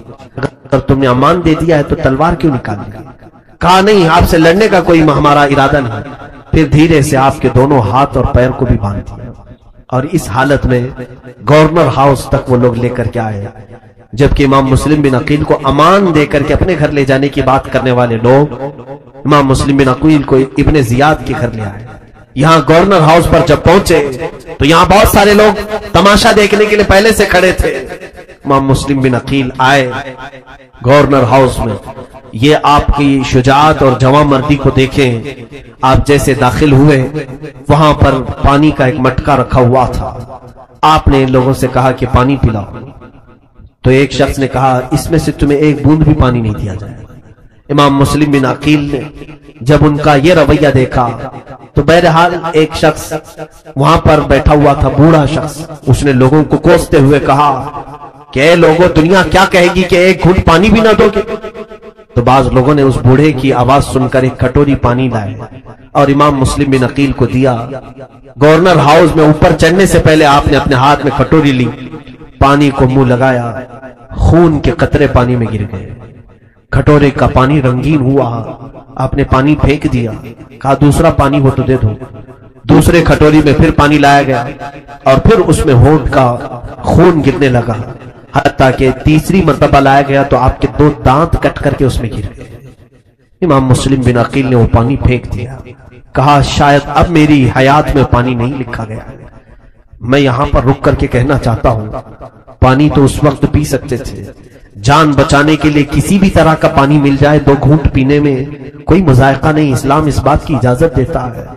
مگر اس ہاشمی جوان نے پورے نوجوانوں کو یہ درس دیا ہے کہ خون ملا ہوا پانی وہ اپنی آخری حیات میں پینا پسند نہیں کرتے. تو جو لوگ شراب اور بیئر خوب مزے سے پیتے ہیں وہ کیا جواب دیں گے؟ قیامت کے دن نشے والی چیزیں استعمال کرنے والے امام مسلم بن عقیل کو کیا جواب دیں؟ رب ذوالجلال کے حضور تمہارا سوال ہونے والا ہے کہ تمہیں آج مزے سے، مال کی چربی سے سارے نشے کر جاتے ہو. وہاں تو ان کی ہونٹ کٹ گئے تھے تب بھی پانی نہیں پی پا رہے تھے کہ خون گرا ہوا پانی میرے لیے جائز نہیں. اسی حال میں گورنر ہاؤس میں پہنچائے گئے. عبید اللہ بن زیاد کو آپ نے سلام نہیں کیا تو دربار میں بیٹھے ہوئے لوگوں نے کہا، اے مسلم بن عقیل، یہ امیر کوفہ ہے، گورنر ہے آپ کا، آپ سلام نہیں کیے اس کو؟ آپ نے کہا، اگر یہ میرے قتل کا ارادہ کیا ہے تو اس کو کوئی سلامتی نہیں، اور اگر یہ صلح کی بات کرتا ہے تو اسے 1000 سلام ہوا. عبید اللہ بن زیاد نے کہا کہ اے مسلم بن عقیل، تم بات کرنے میں بڑے جری ہو.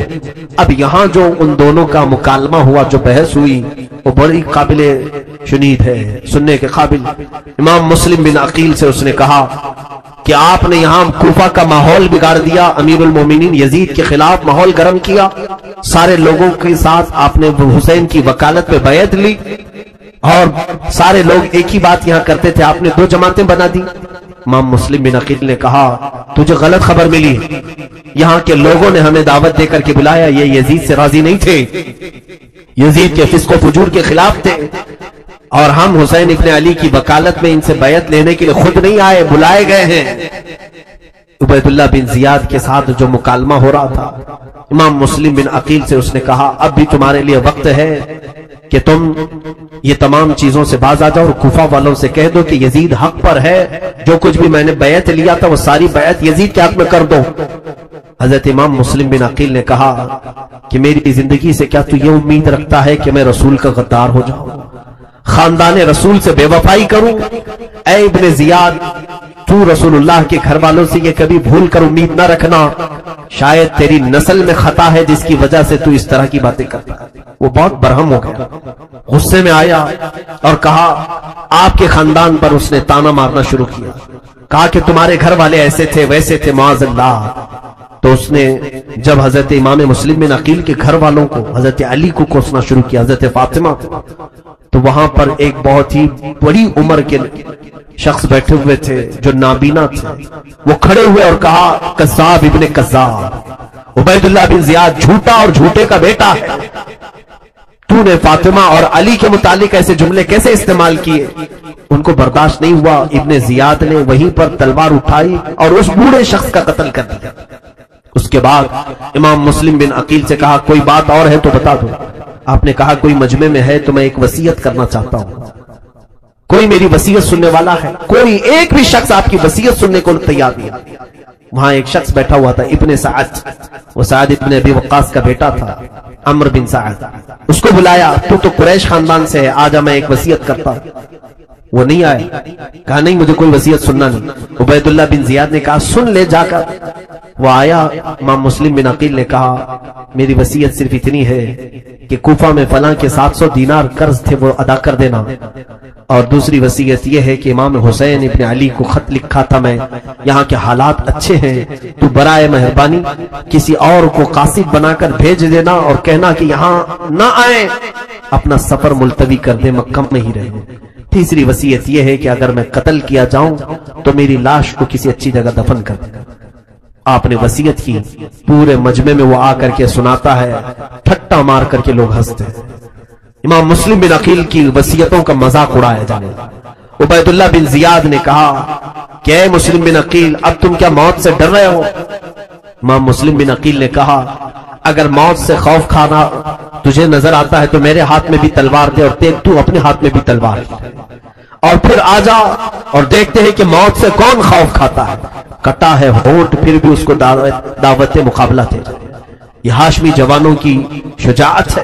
امام مسلم بن عقیل کی یہ آواز سن کر اس نے جلادوں کو بلایا اور کہا کہ مسلم بن عقیل پر اتنے کوڑے مارو، اتنے کوڑے مارو، اور ان کو اوپر کی سیڑھیوں سے نیچے دھکیلو۔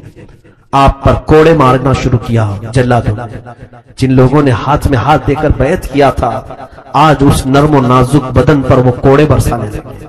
ہر کوڑے پر آپ اللہ اکبر اللہ اکبر کہتے تھے، اور اس کے بعد اونچی سیڑھیوں سے آپ کو دھکیلا گیا، یہاں تک کہ جسم کی ہر ہڈی کو توڑا گیا۔ جب زمین پر آپ گر گئے تو آپ کے جسم مبارک سے آپ کے سر کو الگ کر دیا، اور آپ کے سر کو الگ کر کے کوفہ کے گورنر ہاؤس کے سامنے ایک کھمبے میں آپ کا سر ڈال کر کے لٹکایا گیا۔ پورے کوفہ والوں کو دعوت دے کر کے گورنر ہاؤس بلایا گیا۔ دیکھو یزید کے خلاف آواز اٹھانے والے کا یہ حشر ہوتا ہے۔ انا للہ و انا الیہ راجعون۔ امام مسلم بن عقیل کی اس دردناک شہادت نے پورے کوفہ والوں کو ڈرا دیا تھا۔ میرے عزیزوں، یہاں رک کر کے میں ایک بات کہنا چاہوں گا، اسی کو تو موب لنچنگ کہتے ہیں، یہی تو موب لنچنگ ہے۔ تنہا کسی کو پکڑنا اور کئی کتے ایک ساتھ بھڑ جائیں ایک شیر کے ساتھ، یہ کوفہ والوں کی حرکتیں تھیں جو آج بھی ہمارے ملک میں دہرائی جا رہی ہیں۔ یہ کس لیے کی جاتی ہیں؟ صرف خوف پیدا کرنے کے لیے۔ دیکھیں اگر ان کو مارنا ہوتا یہ مار کر کے کہیں پھینک دیتے، ویڈیو کیوں بناتے ہیں، ویڈیو کو وائرل کیوں کرتے ہیں؟ ان کا مقصد صرف یہ ہوتا ہے کہ ہر مسلمان تک یہ ویڈیو جائے۔ مجھے بڑی شرم آتی ہے، ہمارے بچے جلدی سے جلدی فارورڈ کرتے رہتے ہیں۔ کیوں تم ان کا ساتھ دے رہے ہو؟ اس طرح کی کسی بھی ویڈیو کو ہرگز فارورڈ نہ کریں، اور پھر میسج میں لکھ کر کے یہ ہمارے مسلمان بچے نہیں لکھتے ہیں، یہ سب ان کی سازش ہے۔ یہ سب ایموشنل الفاظ میں لکھ کر کے کہتے ہیں فارورڈ کرو جلدی سے جلدی، جس کے دل میں اسلام ہے، جس کے دل میں ایمان ہے وہ فارورڈ کریں۔ काहे के लिए फॉरवर्ड करें? जिसके पास जाए कमजोर दिल वाला और डर जाए, और डर जाए। ये सब तहरीर भी इनकी लिखी हुई होती है, मारते भी यही है, वीडियो भी यही बनाते। यही कूफा में कुछ हुआ था, मारा भी इब्ने जियाद ने, और उसके बाद मैसेज भी इसी ने फैलाया कूफा में, डर का कि जो यजीद के खिलाफ खड़ा होगा उसका यही अंजाम होगा। और फिर उस जमाने में वीडियो तो नहीं था, लेकिन उसने सर को बाहर लटका करके लोगों को दिखाया, सर को लटका करके रखा, कितने दिनों तक आपकी लाश मुबारका के साथ बेहुरमती किया। तो ये डर का माहौल इसलिए कायम किया जाता है। लेकिन याद रखना, जो हुसैनी होता है वो डर को अपने दिल में कभी जगह नहीं देता, खौफ नहीं आना चाहिए। एक बात याद रखो मेरे अजीजों, मौत और हयात अल्लाह के दस्ते कुदरत में है। पूरा हिंदुस्तान मिलकर के अगर तुम्हारी रूह कब्ज करना चाहे, नहीं कर सकता जब तक मेरा मौला नहीं चाहेगा। रब तबारक व तआला की मर्जी जब तक ना होगी, इन जालिमों में से किसी की हिम्मत नहीं होगी। लेकिन खौफ को निकालो अपने बच्चों के दिलों से, जवानों के दिलों से। ये सब मॉब लिंचिंग इसीलिए की जा रही है कि तुम डर करके जीना शुरू करो। आज लोग आवाजें बस कर रहे हैं, अब ज्यादा मत बोलो, अजानें कम कर दो, टोपियां छुपा करके चलो, दाढ़ियां मुंडा लो, इसलिए कि जहां हमको देखेंगे मारेंगे। क्या तुम इस तरह से अपना दीन बेच दोगे? इनके खौफ से तुम अपने शारे इस्लाम को बदल डालोगे? मेरे अजीजों, अब तो होना ये चाहिए कि हर जगह जाओ तो टोपी पहन के जाओ। अब तो होना ये चाहिए कि जहां दाढ़ी का एक मुखालिफ हो, हम लाख दाढ़ियां छोड़कर दिखाएं। किसी को अगर गढ़ती है तो हम गढ़ाएं, किसी को अगर तकलीफ है मेरे आका की सुन्नत से तो इसी तकलीफ में जल के मरे। हम तो अपनी अजाने बरसों से देते आ रहे, उसी अंदाज में देते रहे। हमने अजाने किसी को ठेस पहुंचाने के लिए नहीं दी, दावतें कामयाबी देने के लिए दी। अजीजाने गिरामी, खौफ को अपने दिलों से निकालो और किसी के कत्ल और मॉब लिंचिंग के डर से इस्लाम से दूर मत होना, इस्लाम से खौफ मत खाना। और अल्लाह ना करे, सदबार ना करे, अगर किसी जगह जालिम कुत्तों के चंगुल में तुम फंस भी गए, जहां ये कहे किसी माबूद बातिल का तुम विर्द करो अपने जुबान से, तुम बिलाल हबशी को याद कर लेना। उस वक्त बिलाल हबशी को याद कर लेना, तुम्हारी तकलीफ कम हो जाएगी। खब्बाब बिन अल-अरत को याद कर लेना, जिनके नाखूनों को मक्का वालों ने पकड़ से खींचा था, जिनकी आंखों में लोहे की सलाखें डाल दी थी, फिर भी उनकी जुबान पाक पर था अल्लाहु अहद, अल्लाहु अहद, अल्लाह एक है, अल्लाह एक है। तुम उन सहाबा को याद कर लेना, तकलीफें कम हो जाएंगी, तुम्हें एहसास भी नहीं होगा। हत्ता कि मैंने एक चीज और भी बयान की है, 3 भाई मुल्के शाम के एक बादशाह के यहां कैद हो गए थे। बादशाह ईसाई था, उनका मजहब बदलना चाहता था, वो नहीं बदले तो बादशाह ने खौलते हुए गर्म तेल में उनको डाल दिया। पहले बड़े भाई को डाला, फिर दूसरे भाई को डाला, वो पूरा जिस्म जल गया खौलते हुए गर्म तेल में। तीसरे जो छोटे भाई थे, वजीर ने पनाह में ले लिया, सोचा कि मैं इसको बदल दूंगा। कहां से बदल पाता, अपनी बेटी को पीछे लगा दिया था कि बहका देना। लेकिन 40 दिन गुजर गए, वो जवान जो रात को सजदे में जाता, नमाज में रहता, कभी उस औरत की तरफ देखता ही नहीं था। 30-40 दिन के बाद वो खातून उसकी मोहब्बत में मुब्तला हो, वो वजीर की लड़की ही उस नौजवान को वहां से लेकर निकल पड़ी। तारीख में है, आला हज़रत अल्लाह तआला ने भी लिखा है कि ये नौजवान अपनी उस नई जो औरत थी जिसने वजीर के घर से इसको आजादी दिलाई थी, निकली, रास्ते में अचानक घोड़ों की आवाज आई तो ये लोग डर करके सहम के रुक गए कि कहीं बादशाह को खबर ना हुई हो हमारी गिरफ्तारी की। तो देखा कि ये दोनों जो शहीद शहजादे थे, भाई थे, वो दोनों घोड़ों पर आए और एक बड़ी फौज है। दोनों नौजवान इस अपने छोटे भाई को बुलाने लगे, आजा, खौफ मत कर। इस भाई ने पूछा, आप लोगों का कैसे आना हुआ? आपका तो इंतकाल हो चुका है, आप शहीद हो चुके। तो उन दोनों ने कहा कि ए भाई, तुझे क्या कुरान में नहीं सुना कि अल्लाह की राह में जो मारे जाते वो मुर्दा नहीं होते, वो शहीद जिंदा है। वो घोड़ों पर आए और कहा कि ये हमारे साथ जो फौज आई है इसमें बदरी सहाबा भी हैं, ओहद के सहाबा भी, और हमें रसूलुल्लाह ने भेजा है कि तू रात के वक्त एक तन्हा अजनबी लड़की के साथ जा रहा है, हम तेरे निकाह के बाराती बन करके आए। निकाह किया। अब जो बात मैं कहने जा रहा हूं वो ये है कि इस नौजवान शहजादे ने पूछा कि भैया आपको तेल में डाला गया, खौलते हुए तेल में आपकी चमड़ी जलने का हमने वहां मंजर देखा, दोनों को क्या तकलीफ नहीं हुई, दर्द नहीं हुआ?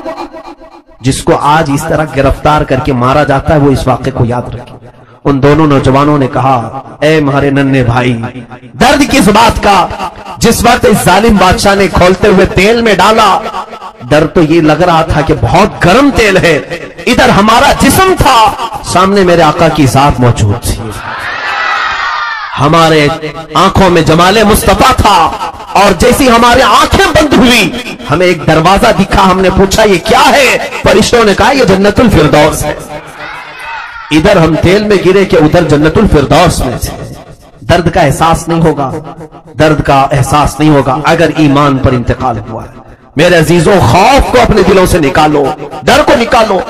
बात इमाम मुस्लिम बिन अकील की है और कूफा की है। आज फिर जमाना ये कूफा का माहौल पैदा कर चुका है, कूफा का डर कायम किया जा रहा है, यजीद का डर। क्या आप नहीं देख रहे, फिर से यजीद तख्त पर बैठा हुआ है। उस दौर का यजीद कलमा पढ़ता था तो ये तो कलमा भी नहीं पढ़ता, लेकिन है यजीद की चालें सब। इमाम मुस्लिम बिन अकील की शहादत के बाद हानी बिन उरवा को उसने रस्सियों में बांध करके उस 80 साल के मुअम्मर बुजुर्ग को कूफा की गलियों में घुमाया, और उसके बाद पूरे कूफा में वो पुकारते रहते थे, मेरे खानदान वाले कहां हैं जो मेरी हिफाजत के लिए आए थे? कोई एक शख्स भी नहीं आता था, उनके खुद के खानदान वाले नहीं आते थे।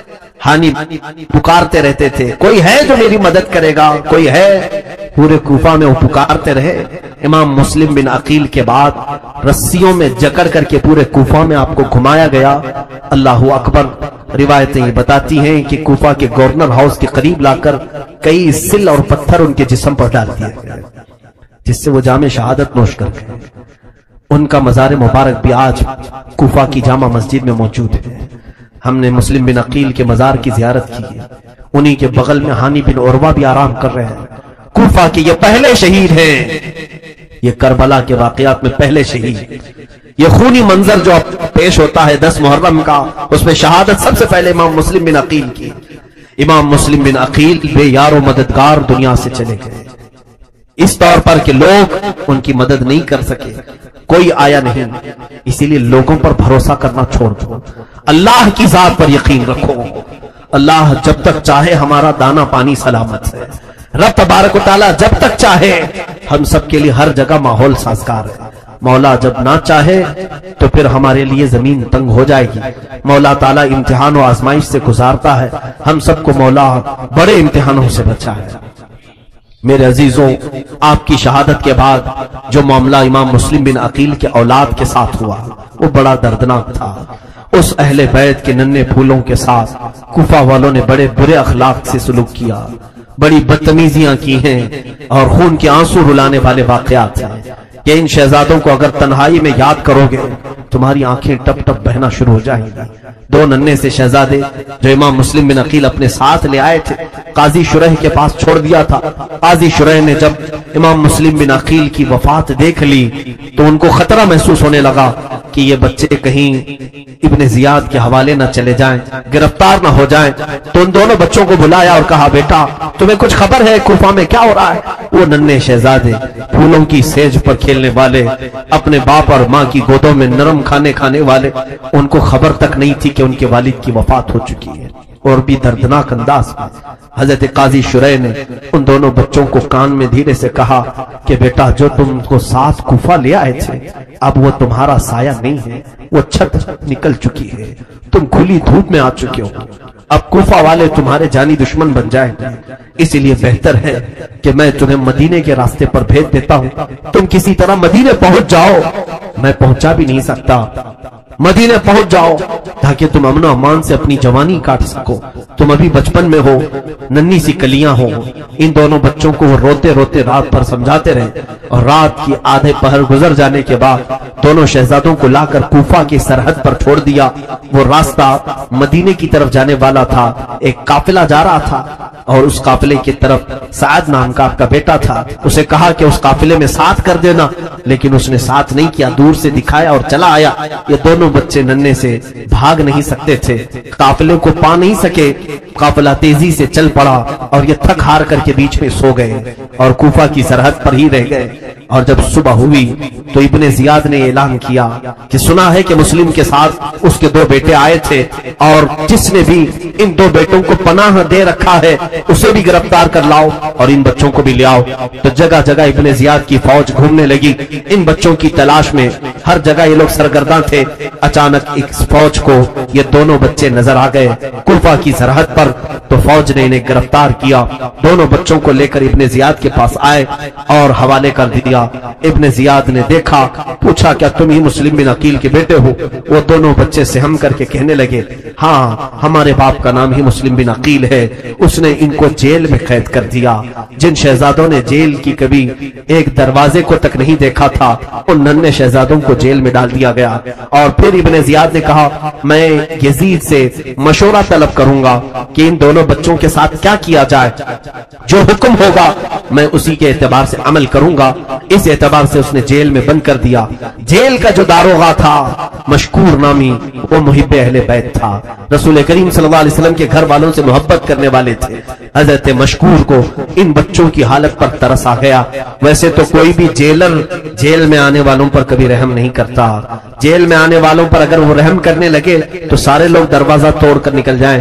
یہ جیلر عام جیلر کی طرح نہیں تھا، مشکور نامی یہ محب اہل بیت ان ننھے سے بچوں کو دیکھ کر کے رات کو رونے لگے اور سوچا کہ زندگی میں کوئی کمائی نیکی کی نہیں، آج ایک نیکی کا موقع ملا ہے، ان بچوں کو آزاد کر دیتا ہوں، چھوڑ دیتا ہوں، تاکہ قیامت کے دن بدلے میں مولا تعالیٰ مجھے جنت پر عطا کرے گا، اہل بیت کے ساتھ حسن سلوک کروں گا۔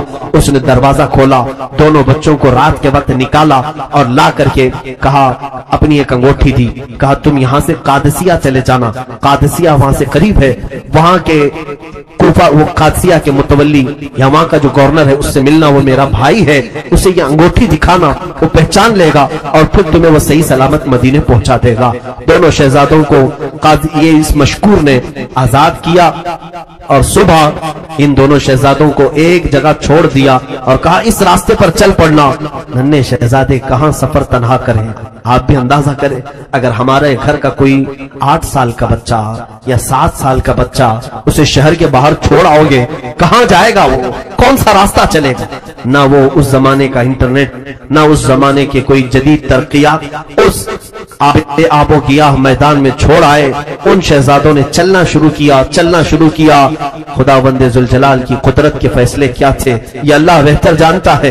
وہ شہزادے چلتے رہے، راستہ بھٹک گئے، راستہ ایسا بھٹکے کہ نہ وہ قادسیہ پہنچے نہ مدینے کے راستے پر آئے، سیدھے پھر کوفہ کے دروازے پر ہی آ گئے، گھومتے ہوئے کوفہ کے دروازے پر آئے۔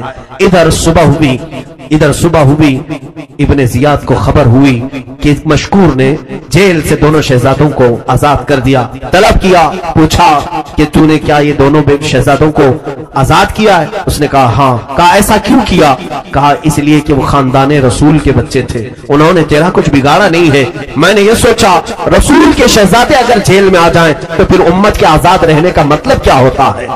پوری امت آزاد ہو، رسول کا گھر جیل میں ہو، یہ مجھے گوارا نہیں ہوا، میں نے آزاد کر دیا۔ کہا کیا تجھے میرا خوف نہیں تھا؟ مشکور نے کہا جس کے دل میں اللہ اس کے رسول کا خوف ہو وہ تجھ جیسے ظالموں کا خوف نہیں رکھتا۔ اس نے سامنے ہی اس طرح کہا تو ابن زیاد برہم ہو گیا اور کہا اب سن لے، تو تیرے ساتھ میں وہ سلوک کروں گا تیرے ساتھ کہ دنیا میں ایسی موت کسی کی نہیں ہوئی ہوگی۔ مشکور نے کہا البتہ تو جو چاہتا ہے وہ کر لیتا ہے ظلم و زیادتی کے ساتھ، لیکن میرا یقین یہ کہتا ہے تو گستاخ اہل بیت ہے، رسول اللہ کے گھر والوں کا خون تیرے ہاتھوں میں لگا ہے، تیری موت ایسی ہوگی کہ قیامت تک تیری موت کو بیان کیا جاتا رہے گا۔ مشکور نے جب یہ سخت جملے کہے تو ابن زیاد نے جلادوں کو بلا کر مشکور کو گرفتار کروایا، حتیٰ کہ ان کے ہاتھ ہڈیوں سے الگ کیے گئے، دونوں ہاتھوں کو ہڈیوں سے توڑ کر کے الگ کیے گئے اور ان کے گھٹنے پھوڑے جانے لگے۔ مشکور ہر سزا پر الہ العالمین الہ العالمین में सिर्फ इतना कहते जाते, ऐ अल्लाह तू गवाह रहना, ये सजा मुझे मोहब्बत अहले बैत में दी जा रही है, रसूल के घर वालों से वफा करने की मुझे सजा दी जा रही है। और इसी असना में उनकी जुबान बंद हो गई और मशकूर को भी वहीं पर शहीद कर दिया गया। कितनी मौतें कूफा में हुई। जो जो खानदान रसूल से मुल्हिक था, थोड़ा बहुत ताल्लुक रखता था, इब्न जियाद जालिम ने चुन चुन करके मारना शुरू किया। ये दो शहजादे नन्हे से ये मुस्लिम बिन अकील के कलेजे के टुकड़े निकले तो थे, निकलकर दरियाए फुरात के करीब एक दरख्त की ओट में बैठे हैं। कभी दरियाए फुरात से पानी पीते हैं, जल्दी से उस दरख्त की ओट में अंदर छुप जाते हैं। उन्हें डर था कि कूफा वाले हमारे तलाश और जुस्तजू में होंगे, न जाने कौन पकड़ेगा, कौन गिरफ्तार करेगा। कैसा खौफ का माहौल था। हाशमी घराने में ये दोनों बच्चे वहीं पर दुबके हुए दरख्त के नीचे बैठे थे। एक खातून वहां पर आई पानी भरने के लिए। उसकी नजर गुलाब जैसे हसीन चेहरों पर पड़ी तो वो करीब आकर के पूछती है, ए बच्चों तुम कौन हो? दोनों बच्चों ने आपस में एक दूसरे का मुंह देखा। कहा कि अगर बताएंगे हम मुस्लिम बिन अकील के बच्चे हैं, कहीं ये औरत फिर इब्ने जियाद के पास न ले जाए। वो सहम करके एक दूसरे को देखने लगी। वो औरत कहती है, मुझे ऐसा लगता है तुम किसी बड़े खानदान के हो, कहीं ऐसा तो नहीं कि तुम मुस्लिम बिन अकील के बच्चे हो? वो डर गए और उनको सच बोलना बचपन से सिखाया गया था। उन्होंने कहा, हाँ ए खातून, हम मुस्लिम बिन अकील की औलाद हैं। वो खातून कहती है, डरो मत, घबराओ मत, मैं तुम्हें बहुत अच्छे घर ले जाती हूँ। मेरी मालिकन, मेरी मालिका मुहिब्बे अहले बैत है। वो फातिमा तो ज़हरा की कनीज है, वो खिदमत कर चुकी है रसूलुल्लाह के घर में, वो तुम्हें देखेगी खुश हो जाएगी। दोनों बच्चों को वो खातिमा साथ ले आई और जैसे ही घर आई उसकी मालिकन से उसने कहा, आज हमारी ईद है, आज हमारे घर में खुशियां हैं। कहा क्यों? कहा मुस्लिम बिन अकील के दो शहजादे कूफा जिनका खूनी दुश्मन बन चुका है, हमारे घर वो मेहमान बनने वाले हैं। वो औरत फर्ते मोहब्बत में बाहर आई, दोनों शहजादों को बेइख्तियार चूमना शुरू करती है, क्योंकि बरसों बाद उसने फातिमा ज़हरा की शबीह इन बच्चों में पाई थी। सैयदा कायनात के अखलाक इनमें देखने को से मिलते। सारों कतार रोती रही। इन बच्चों को ले जाकर नहलाया, इनके बाल साफ किए, इतनी धूल से इनके चेहरे अटे हुए थे। ये हाशमी गुलाबों को धूल ने जकड़ लिया था। उस खातून ने इनको पाक साफ किया और नरम बिस्तर पर खाना खिलाकर सुलाया। ये वो मुहिब्बे अहले बैत खानदान, ये घर ऐसा था जो रसूलुल्लाह के घर वालों से मोहब्बत करने वाला था। रात भर वो खातून बारगाह इलाही में शुक्र बजा लाने लगी। ऐ मौला, तेरा करोड़ हा करोड़ शुक्र एहसान है कि मुझ जैसी औरत के घर तूने हाशमी बच्चों को मेहमान बनाया है। ऐ अल्लाह, तूने मुझसे ये खिदमत ली है, मेरी खिदमत में कोई कमी और कोताही ना होने पाए। वो तस्बीह पढ़ती रही और रात को दुआएं करती रही। सूए इत्तेफाक, सूए इत्तेफाक ऐसा है कि उसका शोहर हारिस नामी बड़ा ही शराबी बदकार इंसान था और उसे खबर थी। रात आया थक हार करके, पूछा औरत ने, आज इतना क्यों थक गए हो? कहा बात दर हकीकत यह है, उबैदुल्लाह इब्ने जियाद अमीर कूफा ने ऐलान किया है कि काजी मशकूर दारोगा जेल ने मुस्लिम बिन अकील के दोनों बच्चों को जेल से आजाद कर दिया है। मशकूर का कत्ल हो गया, इब्ने जियाद ने मार दिया है और उन दोनों बच्चों को तलाश करने का हुक्म जारी हुआ। जो उन दोनों बच्चों को लाएगा उसे मुंह मांगा इनाम दिया जाएगा। और इब्ने जियाद ने कहा है कि 100 ऊंट इनाम में दिया जाएगा। बेगम ने पूछा तो क्या हुआ? कहा बस उन्हीं बच्चों की तलाश में मैं पूरा कूफा छान मारा। इसी असना में मेरा घोड़ा भी गुम हो गया, मुझे पैदल चलना पड़ा, थक हार करके यहाँ पहुंचा हूं।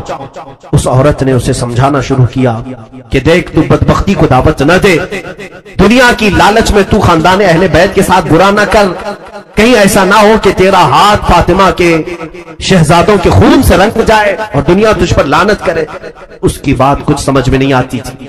वो न शराब के नशे में धुत था, उसको माल चाहिए था, पैसा चाहिए था। उसने अपनी बेगम से कहा तू हट जा, सो जा। वो औरत उसे समझाते समझाते सो गई। उसे डर भी था कि शहजादे मेरे घर में है, मेरा ही शोहर उन बच्चों के खून का प्यासा घूम रहा है। रात का वक्त था, दोनों बच्चे बिस्तर पर सोए हैं। बाप, ये दोनों बच्चे मोहम्मद और इब्राहिम ख्वाब देखते हैं। ख्वाब देख करके बेकरार होकर उठ गए। मोहम्मद रज़ी अल्लाह तआला अन्हु, जिनकी उम्र 8 साल की थी, बड़े शहजादे, बेदार हुए, अपने नन्हे भाई को जगाया, इब्राहिम उठ जाओ, उठ जाओ। कहा क्या हुआ? कहा मैंने ख्वाब देखा है, ख्वाब देखा है। छोटे शहजादे ने भी कहा मैंने भी ख्वाब देखा। कहा तुमने क्या देखा? कहा मैंने बाबा जान को देखा। امام مسلم بن عقیل کے بارے میں کہہ رہے تھے، ابا جان کو دیکھا، ان کا کرتا پورا خون میں تر بتر تھا، اور رسول اللہ صلی اللہ علیہ وسلم کے پاس چلے جا رہے تھے۔ آقا صلی اللہ علیہ وسلم کو دیکھا، ابو بکر عمر بھی ان کے ساتھ تھے، علی مرتضیٰ بھی تھے، میرے بابا آگے بڑھتے گئے۔ میرے آقا صلی اللہ علیہ وسلم نے پوچھا، اے مسلم تنہا آ گئے، اپنے بچوں کو ظالموں کے حوالے کر کے آ گئے، اپنے بچوں کو کہاں چھوڑا ہے؟ تو بابا رسول اللہ سے کہہ رہے تھے، آقا میرے پیچھے پیچھے ہی وہ بھی آنے والے، میرے پیچھے ہی انقریب وہ آنے والے، میں نے خواب میں یہ دیکھا ہے۔ یہ کہہ کر کے بچے دونوں لپٹ کر کے رونے لگے، ایک دوسرے سے لپٹ کر رونے لگے۔ کہا ایسا لگتا ہے کل کی صبح ہماری بھی آخری صبح ہوگی، کیونکہ خواب ایسا دکھایا جا رہا ہے، خواب میں ایسی علامتیں دکھ رہی ہیں کہ بابا نے کہا کہ ہمارے پیچھے والے ہیں، شاید ہماری زندگی اب اس کے بعد نہیں چلے گی۔ دونوں لپٹ کر کے زاروں قطار رونے لگے، آنسوؤں سے ان کے چہرے بھیگ گئے، آوازیں بلند ہو